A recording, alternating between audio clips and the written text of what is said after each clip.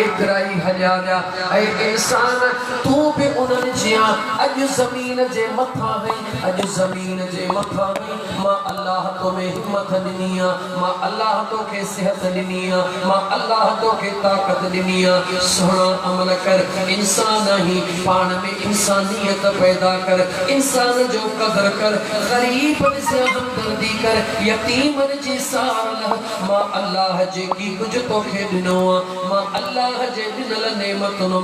मां अल्लाह जे रज़ा जे खातिर दे जने जमीन जे अंदर तू ईंदे त उते ॾाढो सुकून सां गुज़ारींदे सुभान अल्लाह। हिकड़ी जिंदगी जमीन जे मथो रहण वारी है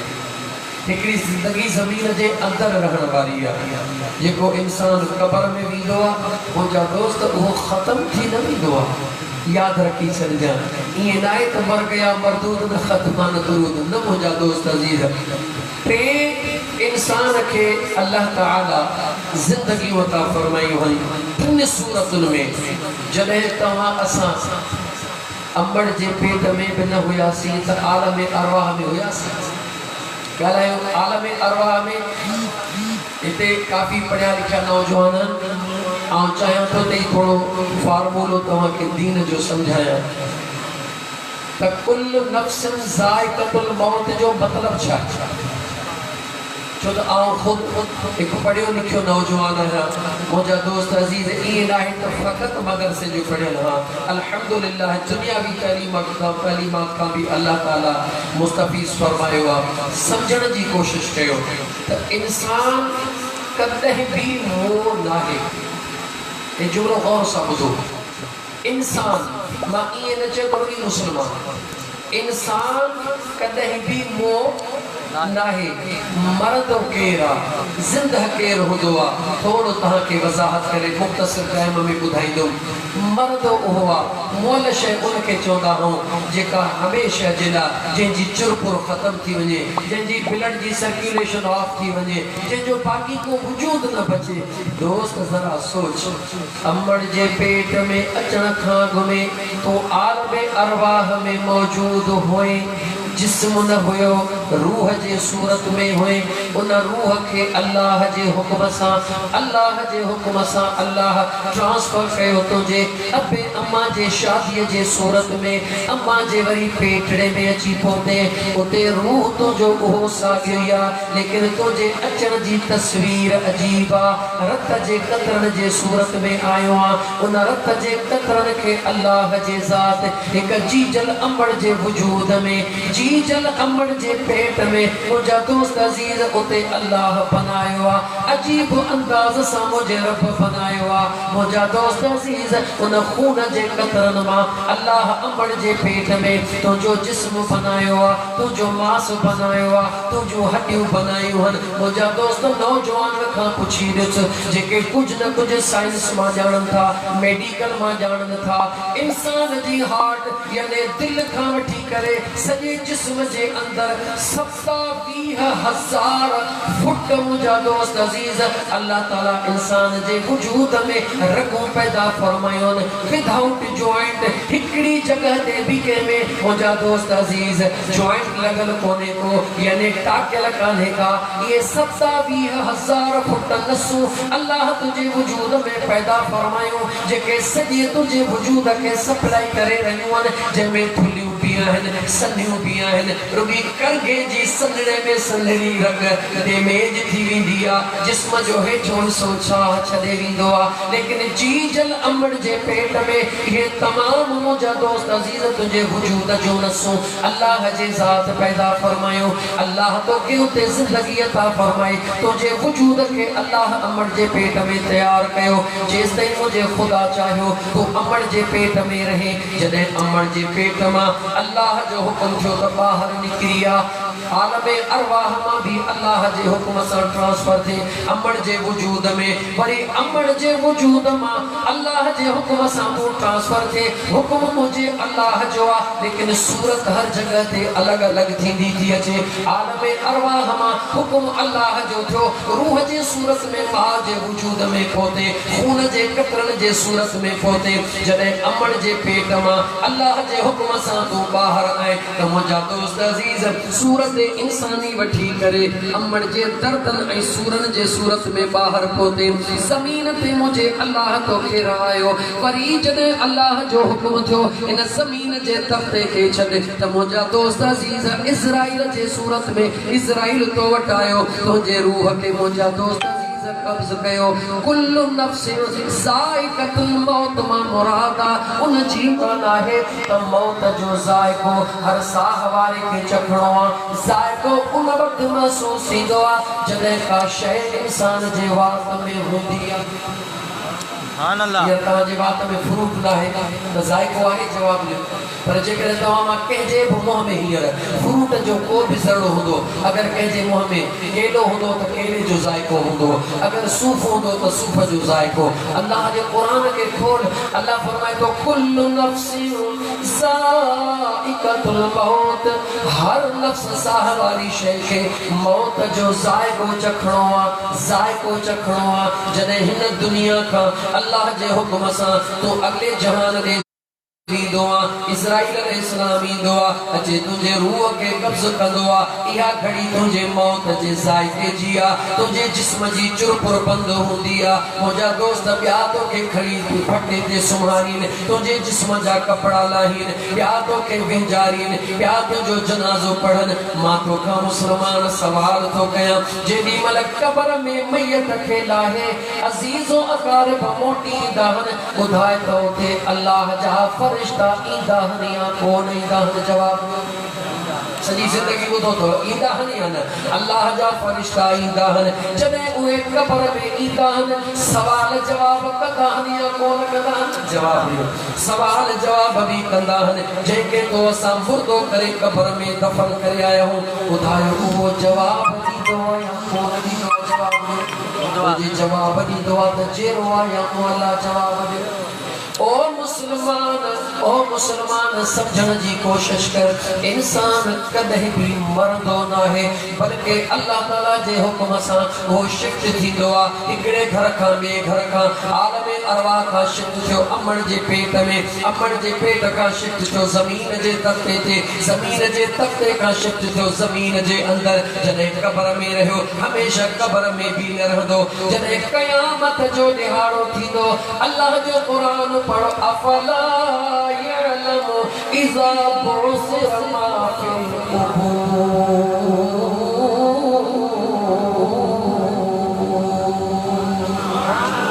अमड़ जे पेट मां बाहर आए तोखे कपड़ा पातल न आहिनि बिल्कुल नंगो आयो आहे जॾहिं वरी ज़मीन जे अंदर तोखे दफ़न कयो वियो आहे तोखे मुंहिंजा दोस्त अज़ीज़ कफ़न पाराया विया मगर जॾहिं उन ज़मीन मां महशर जे मैदान में उथंदे तुंहिंजो कफ़न तोसां गॾु कोन हूंदो अल्लाह फरमायो अफला यअलमु इज़ा बुअसिर मा फिल क़ुबूर जीअं अमड़ जे पेट मां हिन ज़मीन जे तख्ते ते ऐं ईअं ई क़बर मां वरी हशर जे मैदान में तोखे हलणो आहे पोढ़ो थी कोन पहुचंदे जवान थी मुंहिंजा दोस्त अज़ीज़ नंढड़ो नंढड़ो कोन हूंदो वॾो वॾड़ो कोन हूंदो तमामु काइनात हिकिड़ी उमिरि में अल्लाह जे हुक्म सां उथंदी मुंहिंजा दोस्त अज़ीज़ क़बर मां उथी काॾे हलंदासीं जो मैदान महशर में मैदान महशर खां पोइ छा थींदो जो अल्लाह जे तरफ़ खां फ़ैसिलो थींदो जन्नती जन्नत में वेंदा जहन्नमी जहन्नम में वेंदा जन्नती जन्नत में हूंदा जहन्नमी जहन्नम में हूंदा ॿुधाए त इंसान मोह कॾहिं जवाब सुभान अल्लाह कॾहिं मोह इंसान कदे भी इंसान को न मुआ मुझा दोस्त अजीज ये अल्लाह ताला जो निजाम है जे तो हिकड़े घर का शिफ्ट बे घर में थी दो है बे घर का शिफ्ट टे घर में थी दो है ये मुझो खुदा जे हुक्म सा इन दुनिया का तो शिफ्ट थी रहो तो मुझा दोस्त पंहिंजे मौजू ते ॻाल्हायां तमाम ॻाल्हि घणी थी वेंदी त इंसान कब्र में जिंदा जॾहिं तव्हां सां मुक़ाम खां लंघंदा आहियूं या मुक़ाम ते हलंदा आहियूं त छा चवंदा आहियूं गालाए छा चवंदा आहियूं अस्सलामु अलैकुम या अहलल क़ुबूर माना छा थी ऐ क़बर वारो तव्हां ते अल्लाह जी सलामती हुजे क़बर वारन ते अल्लाह जी सलामती ॿुधायो उहे जवाब ॾींदा आहिनि या कोन ॾींदा आहिनि अजीज़ान उहे भी जवाब दींदा हन यानी जेको जिंदा हुंदो आ वो जवाब दींदो आ मां तो के समझाइंदो हना वो दुनिया जे किताबन ते नाज कंदो आ वो जो तो मां इंग्लिश जा 5 किताब पढ़या मां वडो को फिलोसोफर बणजी वयो हा वो सोची तो मुल्ला पढ़यो मां वडो फिलोसोफर बणजी वयो हा वो जो तो मु दौलत कर कया मां वडो दौलतमंद बणजी वयो याद रखी छन मुजा दोस्त अजीज उजड़ गए वो बाग जिनके लाख माली थे सिकंदर जब दुनिया से गया तो दोनों हाथ खाली थे दौलतमंद दौलत छदे भी दे जवान तो जवानी छदे भी दे हसीन तो हुस्न छदे भी दे कुछ भी तुझे कद हरण वारो ना है हा हा हिकड़ी शे तो सा कद हलंदी जेको अल्लाह जे खौफ में तो जिंदगी गुजारी हुंदी अल्लाह जे खौफ में तो अखड़ मां लुड़कलाया हुंदा सुने नबी पाक सल्लल्लाहु अलैहि व आलिहि वसल्लम जे शरीयत ऐं सुन्नत जो अदब करे उनते अमल के यकीनी बनायो हुंदो इहई शे तो के कमी दी खबरदार थी जे दौलत ते दुनिया में नाज तो करी या दौलत तो संगत कान हलदी जे बंगलन ते नाज तो करी बंगला तो संगत न हलदा जद गालन ते नाज तो करी जात ते नाज तो करी ये सफाई तो जा खत्म थी विदा ए रूह परवास थियो सभई तो के मैयत करे सकीदा तो जो नालो भी कोन पता मैयत तो जो नालो खत्म तुझी जात खत्म तुझी औकात खत्म सब कुछ खत्म थी विदो सिर्फ तो जो नालो रहदो हा हा इन नाले का बाद जेका जिंदगी आ अज तो के अल्लाह जे कुरान में बुधाया यह जिंदगी के जी अजीमा मरणो सब के किया गुनाहगार के भी मरणो नेकोकार के भी मरणो मौलवी के भी दुनिया छड़निया पीर के भी दुनिया छड़निया अमीर के भी दुनिया छड़निया फकीर के भी दुनिया छड़निया सदर के भी दुनिया छड़निया दुनिया जे हर इंसान के छड़निया लेकिन दुनिया छड़न का बाद में जेका जिंदगी आ ओहा किया कब्र वाली जिंदगी किया हशर वाली जिंदगी किया बस कुरान करीम जे एक आयत जो रेफरेंस दैवा अगते हला जो त मुके उधायो वयो तैन गोठ में अहले इल्म अल्हम्दुलिल्लाह काफी है मुजा दोस्त अजीज इन करे कुरान करीम जे दलील सा पियो ॻाल्हायां मुझे बेनियाज़ रब फरमायो मन अमिल सालिहन मिन ज़करिन औ उन्सा वहुव मुमिन फलनुहयिन्नहु हयातन तय्यबह वलनजज़ियन्नहुम अजरहुम बिअहसनि मा कानू यअमलून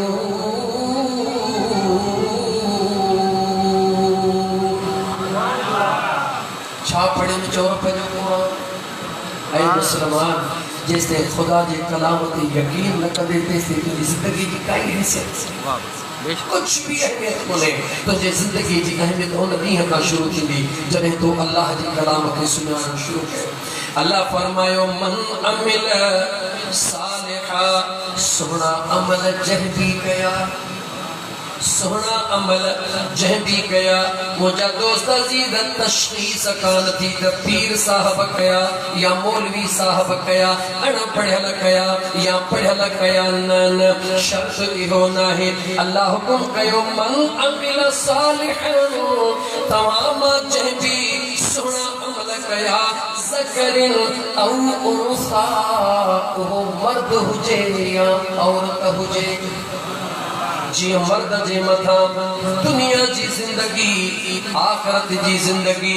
दुनिया में अमल आखिरत में पुछाणो ये औरत जे मथा भी पुछाणो ये ना है त औरत जी का जिंदगी ना है ये ना है त औरत ला नमाज ना है ये ना है त औरत जो कमरुगी घर के संभालना ये ना है त औरत जो कमरुगी माल के संभालना याद रखी चले मुझा दोस्त अजीज अगर कोई शख्स भी पांजे घर वारन के महज इन बुनियाद ते हलाए रहियो आ त तवा औरतूं तवा जो कम मुर्गी घर जो कम करना गाह पठो करना माल के संभालना इंदल्लाह अल्लाह जे दरबार में मुजरमा पंहिंजे बचन के मुंहिंजा दोस्त अजीज पंहिंजे बचड़न के सुहिणी जिंदगी गुजारण सां गॾु इहो ताकीद करणो आहे उन्हनि खे समझाइणो आहे त तव्हां खे भी अल्लाह जी ईअं पाबंदी सां नमाज़ अदा करणी आहे जीअं मर्द करे रहिया अल्लाह फरमायो मन अमिल सालिहा मिन ज़करिन औ उन्सा मर्द हुजनि या औरत हुजनि जेके भी अमल सोना कंदा अल्लाह शर्त हिकिड़ो लगायो न अमीरीअ जो न गरीबीअ जो न पीरीअ जो न फकीरीअ जो न मौलवीअ जो न अनपढ़ियल जो अल्लाह हिकिड़ो शर्त लगायो वहुव मुमिन शर्त रब लगायो खुलियल रब जो कुरान ॿुध तमाम मामलात अल्लाह जे कुरान जे आयतुन सां तोखे ॿुधाया नौजवान वहुव मुमिन अल्लाह शर्त लगायो अमल सालिह भले करे मर्द हुजे या औरत हुजे पर हिकिड़ो शर्त हो हुजे मोमिन वो केर हुजे अॼुकल्ह वॾी दावा कई वेंदी आहे NGOs वारा सो केॾा भला कम था कनि अमेरिका जी फलानी कंपनी हेॾा नलका हणाए रही आहे बेशक हणाए उनखे बि ख़ुदा दुनिया में नवाज़ियो आहे अल्लाह उन्हनि खे बि दौलत ॾिनी आहे ख़ुदा उन्हनि खे बि इज़त बख़्शी आहे लेकिन मुंहिंजो अल्लाह फरमाए थो दुनिया वारो जेसिताईं मां अल्लाह जे वहदानियत जो इक़रार न कंदो मुंहिंजे सुहिणे नबी सल्लल्लाहु अलैहि व आलिहि वसल्लम के खातमुन नबिय्यीन वल मुरसलीन तस्लीम न कंदो मुझे सुहिणे नबी ते ईमान न आणींदो हो दुनिया में केतिरा भी सुहिणा अमल करे मां अल्लाह उन्हनि जो मुआविज़ो उन्हनि खे दुनिया में ज़रूर ॾेई छॾींदुसि मगर आख़िरत में उन्हनि जो कोई हिस्सो न आहे आख़िरत में हिस्सो उन जो हूंदो रब तो चवे जेको आख़िरत जे मथां यकीन रखण वारो हूंदो व फिल आख़िरत हुम यूक़िनून जेको आख़िरत जे मथां यकीन रखंदो आहे अल्लाह उनखे अजर आख़िरत में भी ॾींदो आहे दुनिया में भी ॾींदो आहे लेकिन आहे के रब तो फरमाए वहुव मुमिन उहो मोमिन हुजे नेकियूं करे थो ख़ैर ख़ैरातूं करे थो पर शर्त आहे त केरु हुजे मोमिन हुजे पोइ मौला उनखे छा ॾिने पोइ मुस्लमानो क़ुरान पढ़ो मुसलमानों कुरान पढ़ो कुरान करीम अल्लाह जो पाक कलाम सिर्फ रुमाल विड़े घर में रखण जे लाइ नाहे अल्लाह जो कुरान इन जे लाइ नाहे त उनखे अतुर अंबीर हणी ऐं तव्हां मथे मथे कुशादगी जगह ते रखी छॾियो बेशक कुरान जी इज़त लाज़िम आहे फर्ज़ आहे कुरान करीम जो अदब बिल्कुलु तव्हां असांजे मथां मुसलमान जे हैसियत में वाजिब आहे लेकिन कुरान जो असुल जेको मक़सद आहे उहो तिलावत कुरान आहे कुरान करीम जो असुल मक़सद तिलावत कुरान सां गॾु उन जे पैगाम खे पोइ सम्झणा जॾहिं पैगाम खे सम्झंदासीं तॾहिं यार जे हक़ीक़त जी ख़बर पवंदी मुंहिंजे बेनियाज़ रब फरमायो ओ ईमान वारो मर्द हुजे या औरत जेको सुहिणा अमल कंदो आहे अल्लाह उन जो अजर ॿुध फलनुहयन्नहु हयातन तय्यबा खोल मुसलमान कुरान जेरो त सब को हूंदो आहे कब्र में हिंदू भी जेरो आहे मेघवाड़ भी जेरो आहे मुनाफिक कब्र में जेरो आहे मुशरिक भी कब्र में जेरो आहे मजूसी भी कब्र में जेरो आहे मोमिन भी कब्र में जेरो आहे सवाल तो पैदा थे जॾहिं सभई कब्र में जेरा आहिनि फ़र्क़ कहिड़ो आहे हा मुंहिंजा दोस्त अज़ीज़ फ़र्क़ आहे मोमिन कब्र में अल्लाह ज़िंदा इन लाइ रखियो आहे त दुनिया जे तख़्ते ते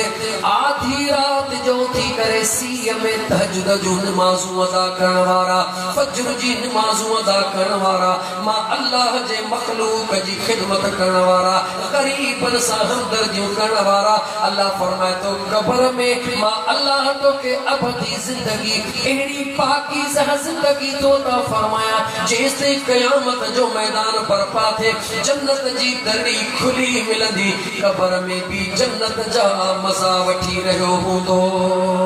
मुशरिक कब्र में ज़िंदा हूंदो आहे काफ़िर कब्र में ज़िंदा हूंदो आहे छा जे लाइ उन ज़मीन जे जे तख्ते ते अल्लाह जी बेफरमानी कई, अल्लाह जे सुने नबी जे दीन जी बेफरमानी कई, अल्लाह जे दीन जो अदब न कई, इंसान ज़ात जो कदर न कई, इंसान ज़ात जी खिदमत न कई, वो कब्र में इनला जिंदा हुंदो आ जेसते क़यामत जो मैदान चे बराबर जेसते जहन्नम जे हवाले थे तेसते कब्र में जहन्नम जी दरी खुला मिली विया, जेसते क़यामत थींदी तेसते कब्र में भी जहन्नम जे पाह जे असवात में पियो चलंदो।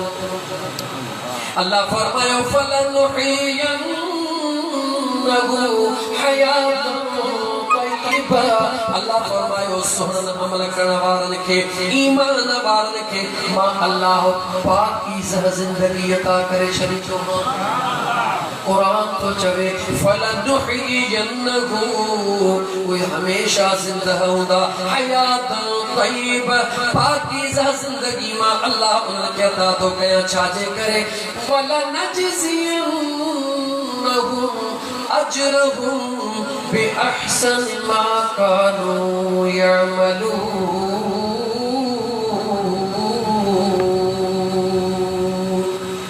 अल्लाह फरमाए तो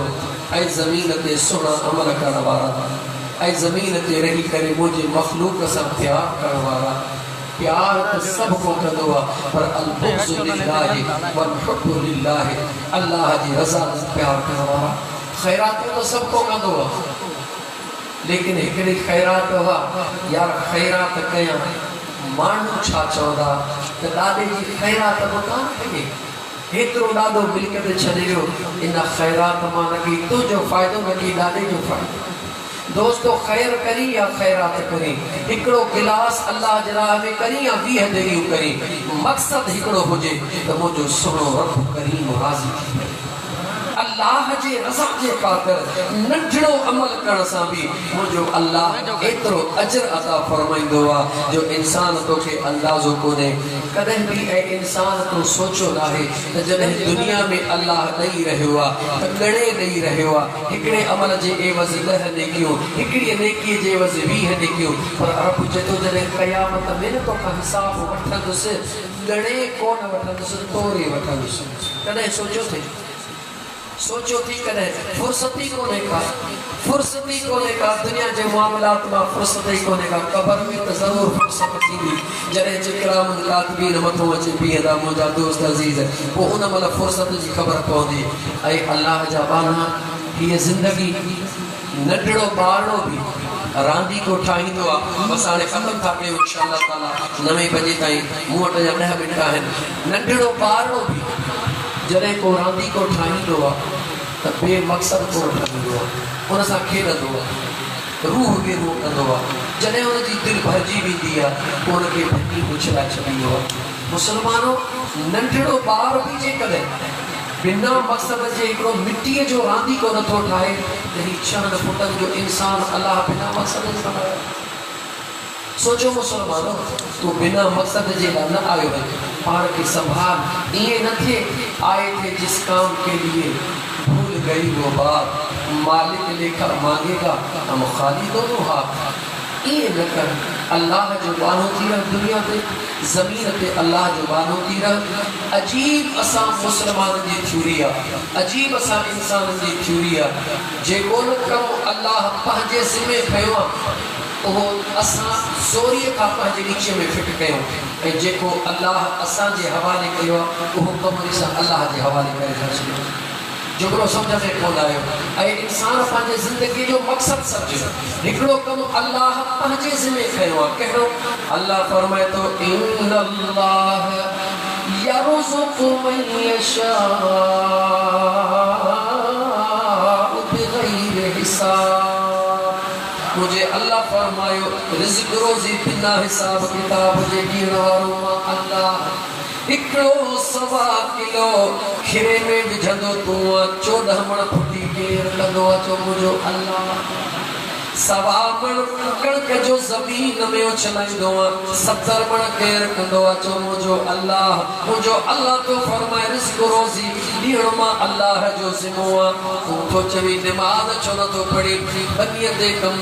नमाज़ छो नथो पढ़ी पाणीअ ते वञणो नमाज़ छो नथो पढ़ी बच्चन जे लाइ मज़दूरी करणी बच्चन जे लाइ रोज़ी करणी कॾहिं तोखे क़ुरान झलियो कॾहिं तोखे सुहिणी नबी पाक झलियो मुझे मदीने जे ताजदार पार कयो हुजूर जे सहाबा पार कयो अबू बकर सिद्दीक़ ज़िंदगी कीअं गुज़ारी उमर फारूक ज़िंदगी कीअं गुज़ारी उस्मान ज़िन्नूरैन ज़िंदगी कीअं गुज़ारी अली मुर्तज़ा शेर खुदा ज़िंदगी कीअं गुज़ारी पर मां तोखे वधी करे चवां उन बिलाल जे लाइ या उन सलमान फारसी जे लाइ जन अपाणिया सब कुछ छॾियो मिल्कतूं सब कुछ छॾे पाक पैगंबर सल्लल्लाहु अलैहि वसल्लम जे मोहब्बत में निकिरी पिया 1400 साल गुज़री विया ॿुधा अॼु बि उन्हनि जो नालो जग ते ज़िंदा आहे या नाहे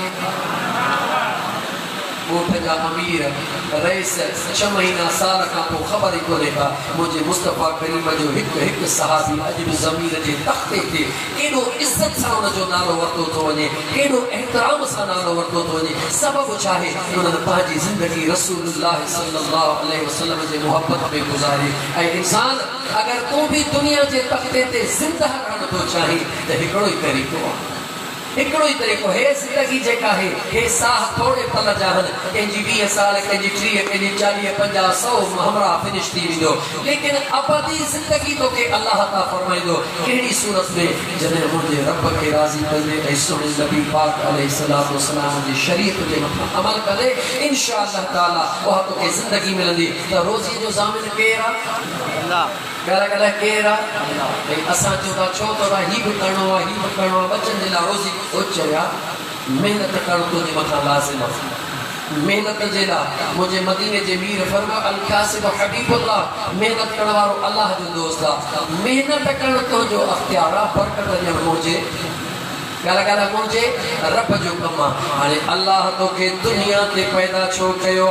हिकड़ी आयत कुरान जी पढ़ा सजो दी रब जो कुरान बुध सजन साईं जो फकीर तो के कुरान बुधाइंदो रहंदो हिक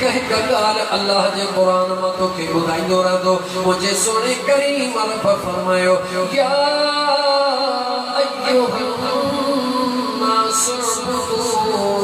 रब्बकुमुल्लज़ी खलक़कुम वल्लज़ीन मिन क़ब्लिकुम लअल्लकुम तत्तक़ून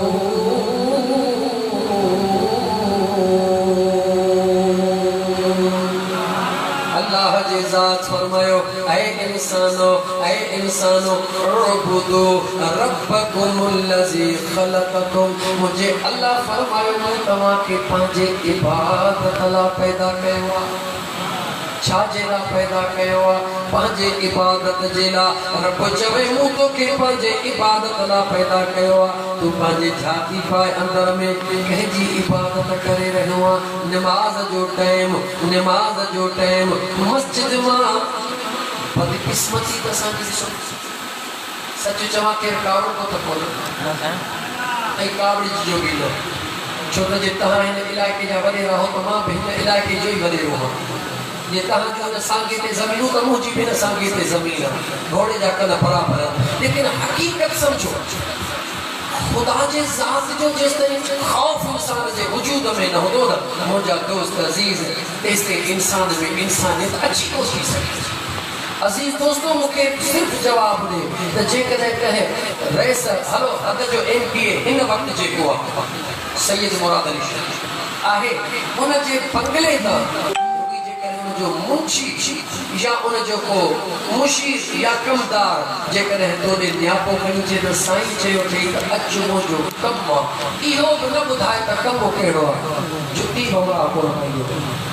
असां ॾिसंदासीं न डॉक्टर सत्तार साहब जॾहिं MPA हुयो आप जिस तरह घर निकले हमरा मुंह मुबारक होते जे धोदा त पहिरीं असां जो नालो लिखिजे पहिरीं पर उहो साॻियो बंगलो आहे डॉक्टर साहब भी साॻियो आहे अॼु त केरु घर खोलण लाइ बि तयार कोन्हे ओ मुस्लमान गौर करे हे दुनिया जी जेका कता ये चंद मिंटन जिया चंद नीहन जिया अज तो वटा सुभाणे बेहतर दी याद रखी छे मुझे खुदा जे महबूब सा प्यार करण वारन जी ताकत आए बिलाल वट कहणो बंगलो हुयो जवाब दियो मुखे बिलाल जी कही मिलियत हुई रंग जो भी कारण हुआ नस्ल जो भी साद हुआ इल्म भी कोन्हे को लेकिन अज भी मिंबर रसूल से वेही करे जॾहिं बिलाल जो नालो तो खजे त दिल में हिकड़ी अजीब सुकून वाली खुशबू थी अचे कमाल छा जो आहे जो कमाल निस्बत मुस्तफा जो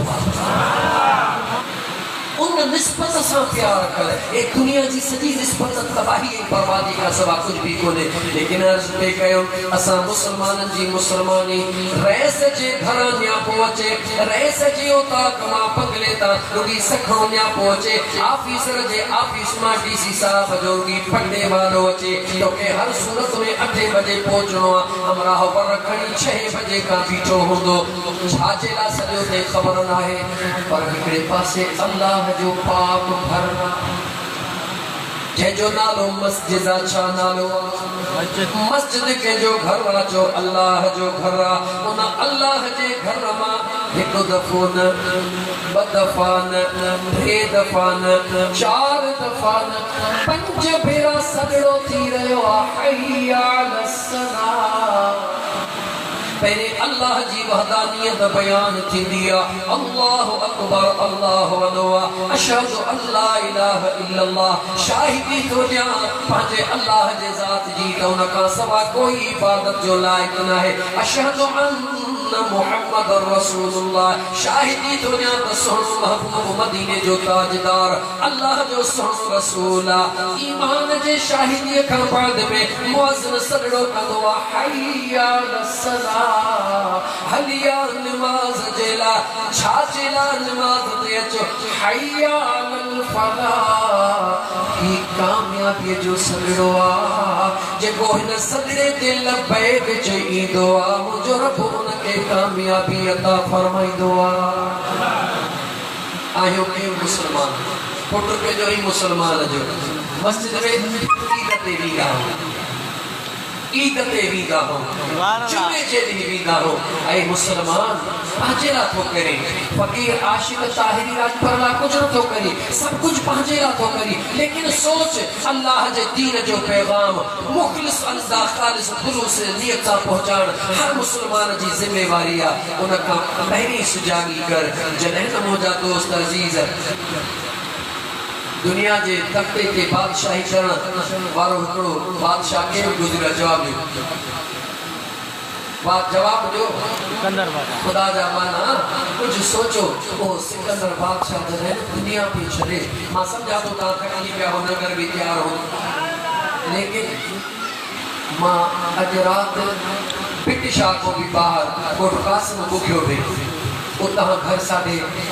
3 या 3 था पोतो हां फजर जे नमाज का पो सिर्फ हाफिज अब्दुल कबीर जी करे निंद्र कोन के जो कलर जरो फजर सांजे पोतो अज रात वरी के प्रोग्राम काते वजनो निभांदो उजण एकांदो कड्या ये हर ईंदड़ रात में प्रोग्राम हन ओ जागत जे बावजूद मुजा दोस्त अजीज के नेक मानो हुयो इन नेक मानो जे करे अचण थियो पर न मुझे ख्याल में हिते अचण कोन थीनो आयो इलाके जा लेकिन ये गालियों बुद्धि वट मुसलमान कमी दई मुसलमान कमी दई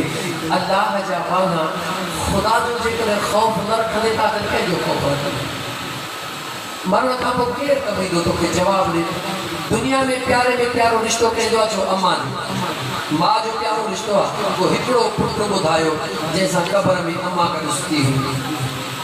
वो हिकड़ो तो बुधायो छाचो मुसलमान तो के दुनिया जो असीम रिश्तो अमर जी जला जने अमर जी जल पे कब्र में कार थे ले दोस्त हरते जन जो रात जो रात होटल पे रही तो गुजारी ए बदबख्त नौजवान होटल पे रही कचहरियों करे जिंदगी गुजारने वाला तो सोचो ही कोहे को त घर में तो जी जन्नत तो के सदे रही है मुझे मुस्तफा करीम फरमायो जी जल अमर ने खिली निहारण हजर जो सवाब पीर ने खिली निहारण कारण उम्र जो सवाब घर में अम्मा इंतजार करे रही है, घर में अबो इंतजार करे रही है, घर में जन्नत तो जो इंतजार करे रही है। तू होटल ते अपाश छोकरन सा गजी करे मोबाइल ते वक्त गुजारे रहे हो, कचहरी कदे पढ़ाई गिला करे जहन्नम खरीद करे रहे हो। एकड़े पासे जन्नत तो के सदे रही है, एकड़े पासे जहन्नम के क्यों खरीद करे रहे हो। के तो चवे त तू अक्लमंदा भले डिग्री तो वट कहिड़ी पहुंचन, भले पर्सनालिटी तुझी कहिड़ी पहुंचे, लेकिन सब खत्म थियण वारी हो। हकीकत इहा काने का, हकीकत उहा है जेका हकीकत सुञाण दिया। चाहे इंसान के सोन ऐं फितर जी खबर न हुजे, ओ के तो चवे त अक्लमंदा, ओ त बेवकूफा। मां तो खां तो नौजवान पोछा रातिन जो राति होटल ते वेहण वारा तो के पंहिंजे पैदा कंदड़ रब जो कसम रात जा घणा कलाक जी जल अमर जे कदमन के दबाई न हुई जवाब। घणा कलाक पंहिंजे पीउ जी खिदमत कंदो हुई। अगर अबो अम्मा दुनिया छॾे विया त काई ॾींहुं हुननि जे क़बर ते वेंदो हुई। घणा टाइम हुननि जे बख़्शिश लाइ दुआ घुरंदो हुई। दोस्तनि जे लाइ त टाइम आहे, दोस्तनि सां कचहरी जो बि टाइम आहे, दोस्तनि सां मिलण जो बि टाइम आहे। अगर तो वटि नाहे टाइम त वालदेन जे लाइ टाइम नाहे। जेकॾहिं तो वटि वालदेन जे लाइ टाइम नाहे त पोइ कन खोले ॿुधी छॾ। अॻियो सभु जेको कल्ह गुज़री वियो उहो अॼु नाहे, जेको अॼु गुज़रे थो उहो सुभाणे कोन हूंदो। तूं अगर तो वटि पंहिंजे वालदेन जे लाइ टाइम नाहे त सुभाणे तुंहिंजे बच्चनि वटि बि तुंहिंजे लाइ टाइम कोन हूंदो। याद रखी छॾियो मुंहिंजा दोस्त अज़ीज़, उन्हनि बच्चनि वटि बि तुंहिंजे लाइ टाइम कोन हूंदो। इन करे मुनासिब इहो आहे त तूं पंहिंजे वालदेन खे टाइम ॾे। अगर ज़िंदह उनजे कदमनि खे चुम, अल्लाह जो क़ुरान ॿुध। मुंहिंजे अल्लाह वालदेन जे मुतालिक़ पंहिंजे कलाम मुक़द्दस में छा फरमायो। बसि मां ॾिठो नगर तयारु करे आयो, माना दुआ जी तरफ़ तमामु इशारो इंतज़ामिया के साथ ॾिसूं था पिया न लेकर पक्की ॻाल्हि आहे। थका न आहियो, लॻे थो थका न साईं, पक्की ॻाल्हि आहे कोन थका हो। ओ मुंहिंजा दोस्त, मां 3, 4, 5 आयतूं क़ुरान जूं थो पढ़ां, तूं ॿुध त सही। सुभान अल्लाह, अम्मड़ अबे ऐं अम्मा जो रब क़ुरान में शान बयान कई। सुभान अल्लाह, अबे ऐं अम्मड़ लाइ अल्लाह ताला क़ुरान में फरमायो छा। अल्लाह ताला जे ज़ात वा बरकत फरमायो। 15 पारो क़ुरान करीम जो ॿियो रुकू पूरो थियो, टियों रुकू शुरू थी रहियो आहे। याद रखी छॾ, घर वञी क़ुरान खोले ॾिसजां, माना बि ॾिसजां, मफ़हूम बि ॾिसजां। मुंहिंजे सुने करीम रब फरमायो वबिल वालिदैन इहसाना। अल्लाह फरमायो मां ऐं पीउ सां सुहिणो सलूक कयो, मां ऐं पीउ सां एहसान कयो। एहसान जी माना चाहे बुराईअ जे बदिले भलाई कयो। अगलो तव्हांखे तकलीफ़ ॾे, तव्हां उनखे सुकून ॾियो, इन जो नालो एहसान आहे। अज़ीज़ा ने मन नौजवान तुंहिंजे लाइ थोरो इन आयत जे हिसे खे खोलिया। का बि अम्मा औलाद सां बुरो कान हलंदी आहे, कोई बि पीउ पंहिंजे औलाद सां बुरो कोन हलंदो आहे। लेकिन मुंहिंजे बेनियाज़ रब फरमायो वबिल वालिदैन इहसाना। मुझे अल्लाह की खबर ज़मानो ईंदो, नौजवान हूंदा, केॾी महिल अम्मा सां इन करे कावड़ियल हूंदा त अम्मा प्यार मुंहिंजे फलाणे भाउ खे घणो थी ॾे। केॾी महिल बाबे सां कावड़ियल हूंदा, बाबो प्लाट फलाणे खे वधीक थो ॾे, बाबे ज़मीन फलाणे खे वधीक भाउ खे ॾिनी, बाबे मुंहिंजे ॿिए भाउ खे कपिड़ा वधीक वठी ॾिना। यादि रखी छॾिजां मुंहिंजा दोस्त अज़ीज़, तुंहिंजे मथे जे अंदरि लखे बार हन, हिकिड़े खे बि छिकिल अंदाज़ो लॻाए त सूर थिए थो या नथो थिए। सुभान अल्लाह, लखे मथे तुंहिंजे में वार हन, तूं हिकिड़े खे बि छिके ॾिस, तोखे तकलीफ़ महसूस थींदी। जॾहिं तुंहिंजे लखनि वारनि मां हिक में दर्द मौजूद आहे त छा उहा जीजल अम्मा जंहिंजे लाइ अल्लाह क़ुरान करीम में फरमायो ववस्सैनल इंसान बिवालिदैहि इहसाना हमलतहु उम्मुहु कुरहन ووضعته كرها وحمله وفصاله 30 شهرا।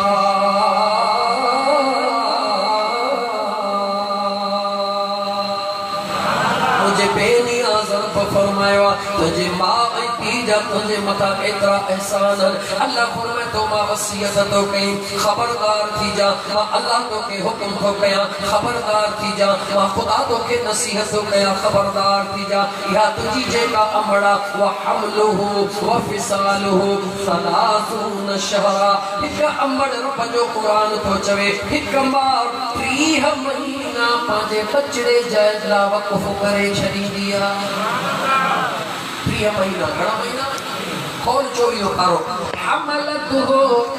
कुरहु व वदअतुहु कुरहा जह दिहाड़े का वठी लखी बच्चा तू अमड़ जे वजूद में ईंदो उन दिहाड़े का वठी अमड़ जी निंद्र हराम थी विया बच्चो वजूद में ईंदो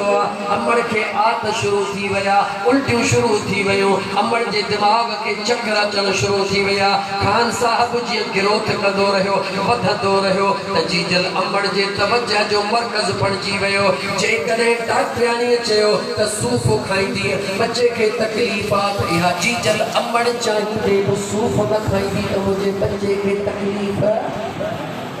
अरे तो ये कयो न खाई अमड़ के खाए जी जल अमड़ त 30 महीना कुरान तो चवे तो जरा को वालियो ॾिनो 9 महीना तोखे पंहिंजे वजूद सां गॾु साधियो आहे पंहिंजे जिस्म सां गॾु तोखे खणी हली आहे दुखनि में सुखनि में जाॾे बि वई आहे जी जल अमड़ तोखे पंहिंजे वजूद सां अंदरि खणी हली आहे उन 9 महीननि खां बाद में बाक़ी जेके 21 महीना जेसिताईं तो में खाइण पीअण जी रब सलाहियत अता फरमाए अल्लाह दी जैसे तो गुरुजी अल्लाह तौफीक दी रब जो कुरान तो चले ये 30 महीना अमड़ जा जिकरे हिकड़ो हिकड़ो दी याद कर कयामत ताईं उनकी खिदमत करी को हक अदा न थो करे उन अमड़ ने अपने जे रातो वठ टाइम कोने मुझे अल्लाह फरमायो कुरान करीम मां पहिरी अर्ज कयो आ त मुझा दोस्त जी जरूरी कुरान करीम जा तरीक़ा देने ला तैयार हां अल्लाह फरमायो इम्मा यबलुगन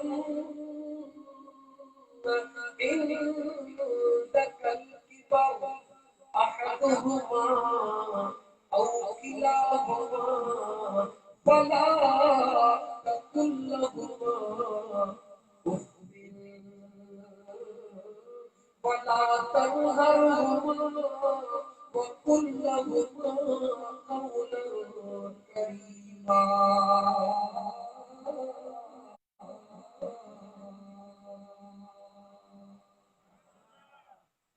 आशानी के लाउड को जी को कला करते परवाह करेगा अल्लाह कुरान में फरमाए इम्मा यबलुगन माना दे गौर कर इंदकल किबर जने तुझा अबो ऐ अम्मा कुराना थी जने अबो ऐ अम्मा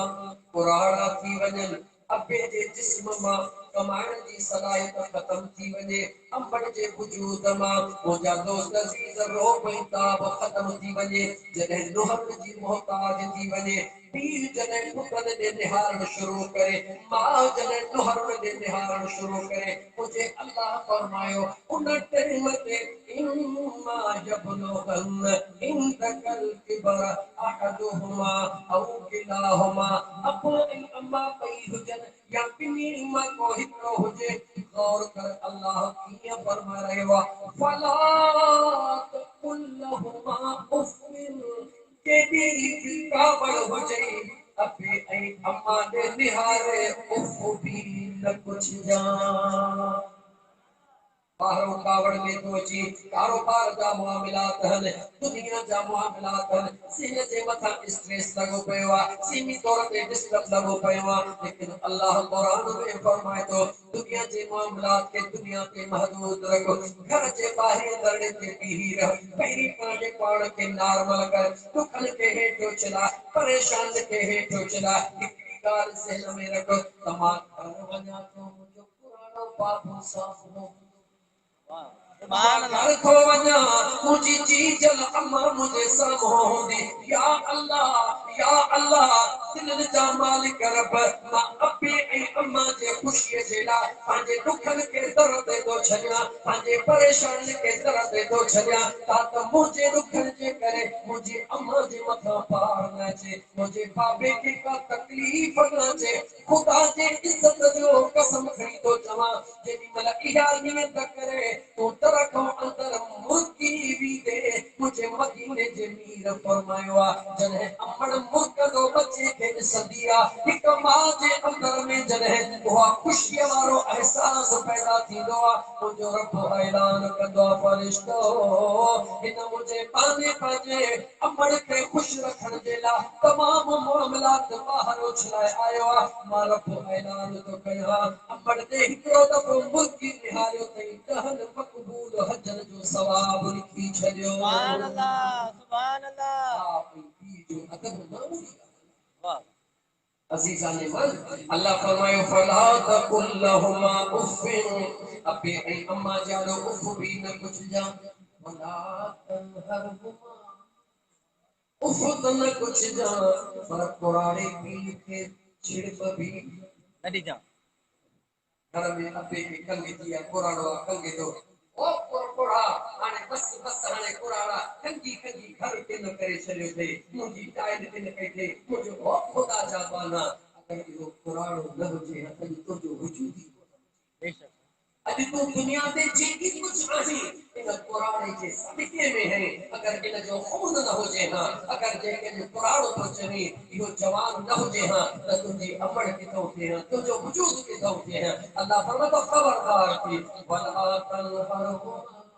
अबे के अम्मा के छिप भी नली जा फकुलहुमा कौलन करीमा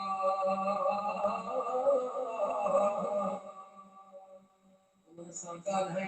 कद है गाल है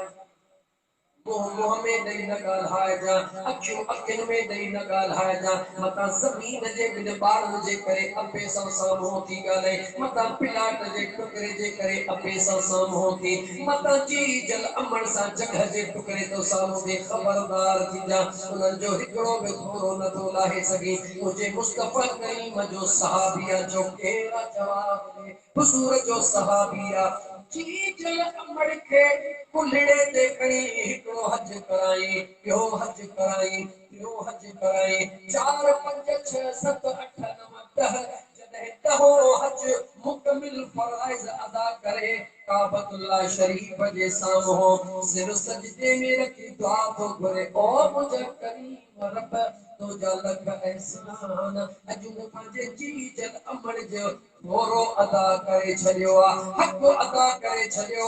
अन्या सजदे जे सूरत में यो इरादो तो करे गैबी आवाज तो जे खबरदार थी जा अन्या तो चीजल अमर जे हिक रात जो ओ जागे जो हक भी अदा कोन कयो वाह वाह। सुभान अल्लाह। मां की जो करे भी हक अदा तो करे बेशक।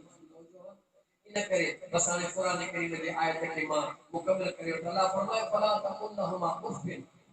वला तनहरहुमा वकुल लहुमा कौलन करीमा कदर करो कुरान जो खोली मुझे अल्लाह फरमाए अपने अम्मा सा उफ भी न कुछ जो अपने अम्मा सा जिन करे न गाल जो बल्कि अपने अम्मा जी जो गाल आयो वक़्फ़िद लहुमा जनाह सुल्ल मिन रहमा जी सवारी बल्कि अजा अज दुनिया जे लचन में चवा जी ड्राइवर पंहिंजे मालिक जे अचण ते दरवाज़ो गाॾीअ जो खोले कंधु हेठि कयो बीठो हूंदो आहे मालिक वेहंदो आहे हथ सां सर बंदि कंदो आहे मुंहिंजो रब थो चवे वक़्फ़िद लहुमा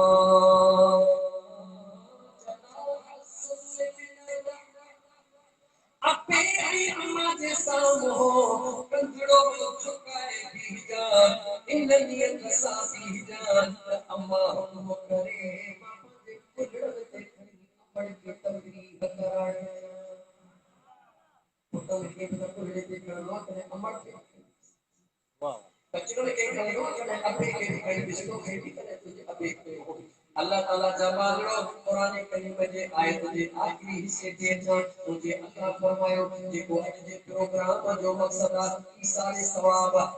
सवाब अल्लाह कुरान में चर्चे ए कंटिन्यू आयत जी तिलावत करते पियो जान अल्लाह फरमायो ओ मुझे मुस्तफा जी जी करी रब मुझे बागड़ के खुदा रब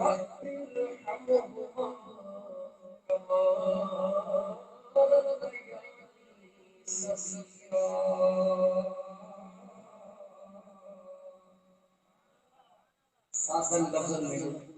अल्लाह ताला अबे अम्मा जिला दुआ करो सिखारियो अच्छा सिखारियो और अबे अम्मा जिला पंद्रह पारो कुरान जो खोल अल्लाह ताला अबे अम्मा जिला दुआ करो सिखाई अल्लाह ताला अबे अम्मा जानो गाल सिखारियो अल्लाह ताला अबे अम्मा जो अदब सिखारियो अल्लाह ताला अबे अम्मा सा सिले रहनी अख्तियार कर जो हुक्म दिलो अन्य तो के खुदा छा समझाए रब चवे तो पाजी अबे अम्मा तुझे दुआ करी तहिए गुर रब्बी रहमुहुमा ओ मुझे परवरदिगार मुझे अबे अम्मा की रहम फरमा कमा रब्बयानी सगीरा मौला जे नंढड़े लागो मुझे अबे अम्मा मुझे रहम कयो मौला अरे तू भी मुझे अबे अम्मा की रहम कर नंढड़े लागो अबो अम्मा औलाद ते की रहम कंदो आहे उन जे गलतियुनि खे निगलेक्ट करे छॾींदो आहे उन जे कमज़ोर में कोताहियुनि खे ॾिसी अणॾिठो करे छॾींदो आहे मुंहिंजा दोस्त अज़ीज़ कंदे पंहिंजे लाइ ये फकीर अब्दुल मजीद ऐं मुईद हुसैन पंहिंजे वॾेरे दादी ऐं पंहिंजे अबे जे ईसाले सवाब जे लाइ दुआई हिकिड़ा कलमात चवराए करे इज्तिमाई दुआ कराइण जो मुंहिंजा दोस्त अज़ीज़ हिकिड़ो प्रोग्राम थियो छो त मुंहिंजे मदीने जे साईं फरमायो जंहिं जॻह ते 40 कलमे वारा गॾु थींदा आहिनि उन 40 में कम अज़ कम हिकिड़ो अहिड़ो ज़रूर हूंदो आहे जंहिंजे करे अल्लाह 39 जी दुआ क़बूल करे सुभान अल्लाह कम अज कम हिकिड़ो वधीक केतिरा बि थी सघनि था हिते भला मां त गुनहगार सही तव्हां में केतिरा अल्लाह जा नेक सालिहाना वेठा आहिनि हथिया करदासीं गॾिजी करे अल्लाह पंहिंजे महबूब जे सदके मियां मुरीद हुसैन ऐं अब्दुल मजीद जी दादी उन जे बाबा जी त मग़फ़िरत इंशाअल्लाह फरमाईंदो पर जेतिरा आया हुया उनखे रब ख़ाली मोटाईंदो जवाब जो ख़ाली मोटाईंदो बहानो आहे रहमत खुदावंदी बहाना में जोड़िया अल्लाह जी रहमत बहानो पई बोले जेके खुदा बख्शण चाहे तो जो त अल्लाह जी रहमत जॾहिं वसंदी आहे तॾहिं थियो आहे त गुलनि जे मथां वसंदी हुजे कंडनि में न वसंदी हुजे कॾहिं ईअं थियो आहे खुदा जी रहमत जॾहिं वसंदी आहे गुलनि ते बि वसंदी आहे त कंडनि जे मथां बि वसी वेंदी आहे मुंहिंजो अल्लाह जॾहिं महिरबानी कंदो आहे नेको कारण ते कंदो आहे त मूं जहिड़नि गुनहगारनि ते बि अल्लाह महिरबानी करे छॾींदो आहे तो मुझे दोस्त ने सॼे प्रोग्राम जो मक़सद वालिदैन जो अदब वालिदैन जी खिदमत उन्हनि जे लाइ दुआ अगर अबो अम्मा ज़िंदा आहिनि तॾहिं बि उन्हनि जे जिस्म को आफ़ियत लाइ हर टाइम ते दुआ करो अगर अबो अम्मा दुनिया छॾे विया आहिनि उन्हनि जी बख़्शिश लाइ दुआ करो इन दुआ जे लाइ दुआ जो हुक्म आहे क़ुरान में माना अबे अम्मा लाइ दुआ करणु फज़ीलत में शामिल आहे हाणे इन दुआ करण जो आसान में आसान तरीक़ो कहिड़ो आहे भला जे हूं तो मसरूफ़ ऐं ॾाढो कारोबार अथई ज़मींदारी अथई वग़ैरह वग़ैरह वग़ैरह वग़ैरह ॾाढो मसरूफ़ आहीं पर हिकिड़ो कमु कर नमाज़ 5 वक़्त पढ़ तुंहिंजी ऑटोमेटिक दुआ थी कीअं दुआ थी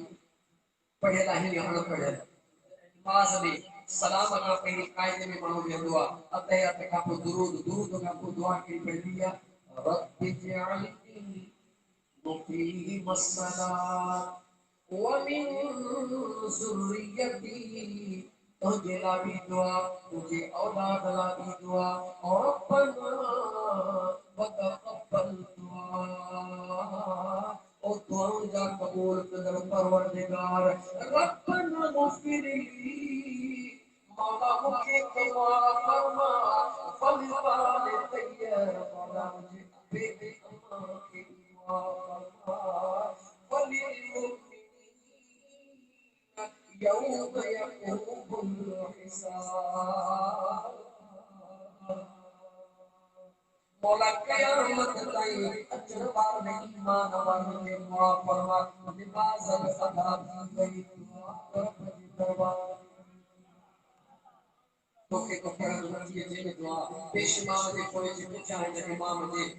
पढ़ी चई तुंहिंजी दुआ अदा थी वई जो इंशाअल्लाह ताला नमाज 5 वक्त पाबंदी से करेगा। इंशाअल्लाह। कोई कोई कहते कबर में नबी दो सबको पांच अमल जो जवाब पाण दी दो मुंहिंजा दोस्तों कसरत सां इस्तग़फ़ार कयो अल्लाह जी नमाज पढ़ो नमाज में इस्तग़फ़ार करो वधीक जेको अहम कम आहे उहो कहिड़ो आहे मुंहिंजा मुर्शिद करीम फरमाईंदा आहिनि फ़क़ीरो जिते वञो अल्लाह जे मख़लूक़ खे दर्स ॾियो त अल्लाह जे मख़लूक़ जी ख़िदमत बेशक नमाज अल्लाह जो फर्ज आहे लेकिन इन फर्ज खां वधीक हिकिड़ो ॿियो फर्ज आहे उहो कहिड़ो आहे कंहिं मिस्कीन जी मदद कंहिं बेसहारे जो सहारो थियो अहिड़ो जेको टुटल आहे उनखे थोरी पेट ॾेई मथे खण तूं हुनखे ज़मीन खां ॿ फुट मथे खण अल्लाह तोखे अर्श मथे पहुचाए ॿिए नंबर ते जेको दौर आहे न ॾुखियो थो हले हिन दौर में भला जे घणी सफ़ा नथा करे सघूं हिकिड़ी सफ़ा जो वाइदो कयो अथव सऊदी अरब कहिड़ी बुर्क अल्लाह के मखलूक ने निहारे तो मुल्क इन दौर में खिलण वांगुरु थियो चेने ॾिसो मोह ख़राब लॻो पियो आहे पीउ पुट साम्हूं बदकिस्मती त ॾिसो सच पुछो त ही अंदरि भरियो पियो आहे किथे आहे दोस्ती घर में चार दोस्त बांधे करे होटल में गेला जॾहिं होटल ते पहुता कुर्सियूं चार पियूं आहिनि हो हुते मोबाइल में सुत लॻो पियो आहे हो हुते चार ई वेठा कनि हो पांचे धंधे ते हो पांचे धंधे ते हो पांचे चार ही पांचे धंधे ते चढ़िया वेठा आहिनि हालांकि आया कॾहिं होटल करण मानी आदो कई आहे पैसे जे हड़हड़ा लॻी पई आहे ओ मुस्लमानो ओ मुस्लिम सब कुछ छा थी रहियो आहे कॾहिं बि इहो नथा सोचो इन शइ जो इस्तेमाल ज़रूरी आहे लेकिन ज़रूरत आहे इस्तेमाल करे किथे इन जा मुंहिंजा दोस्त अज़ीज़ मुस्लिम अखलाक के कारण अॼु जा नौजवान कन ते पई आहे मां त ॿोली ॿोली राति ॾींहं पियो हलां ख़ुदा जो कसम रोड ते ॾिसंदो आहे नौजवान रोड ते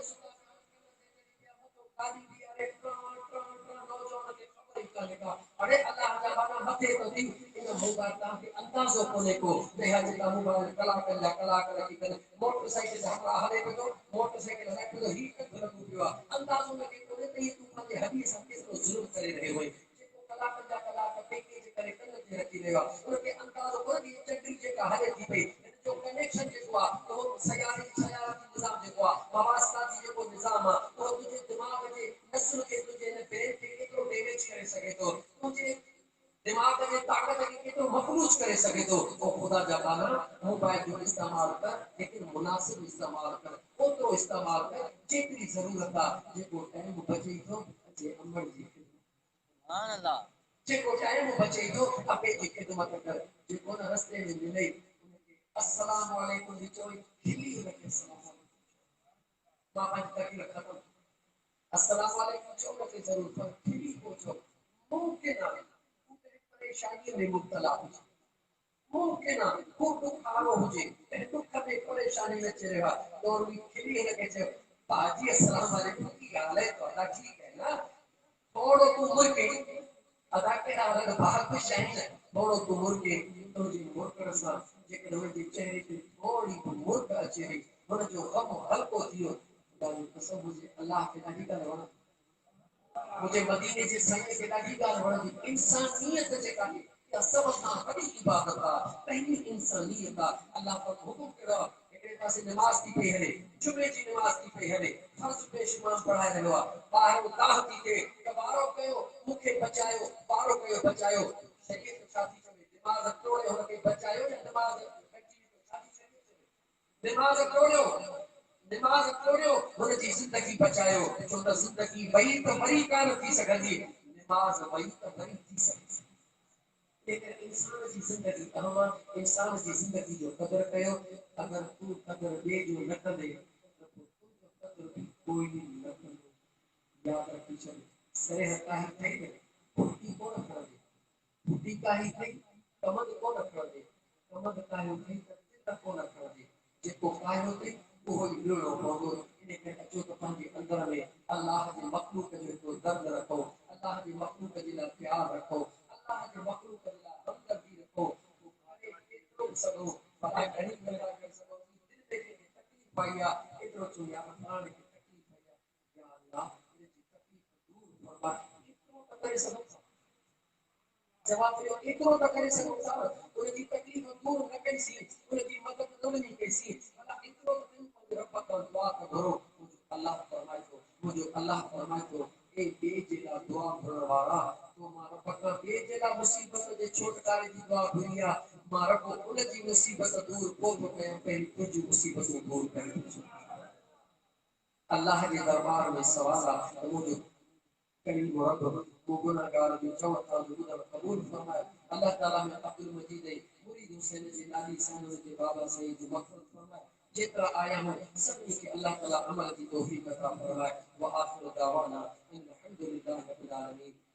अल्लाह को कुल शै करो दुआ बिस्मिल्लाह